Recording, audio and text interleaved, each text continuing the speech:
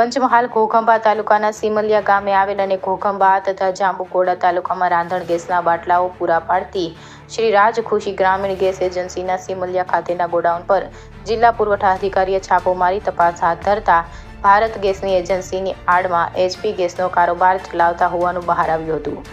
તપાસ દરમિયાન ગોડાઉનમાં અનધિકૃત રીતે રાખવામાં આવેલ ઘરેલું રાંધણ ગેસના 142 બાટલાનો જથ્થો મળી આવતા 10,21,000 રૂપિયાનો મુદ્દામાલ જપ્ત કરવાની કાર્યવાહી કરવામાં આવી હતી। એજન્સીના સંચાલકો દ્વારા ગંભીર પ્રકારની ગેરરીતિઓ રાખવામાં આવતી હોવાનું પણ સામે આવતા કાયદેસરની કાર્યવાહી કરાઈ હતી।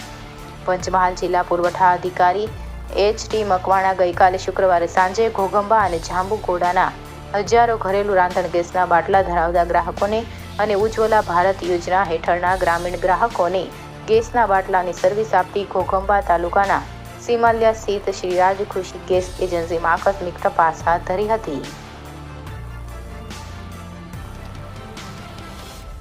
આજ રોજ અમારી જિલ્લા પુરવઠાની ટીમ દ્વારા ઘોઘંબા તાલુકાના સિમલિયા ગામ ખાતે આવેલ શ્રી રાજ ખુશી એજન્સી ઉપર આકસ્મિક તપાસણી કરવામાં આવેલી હતી।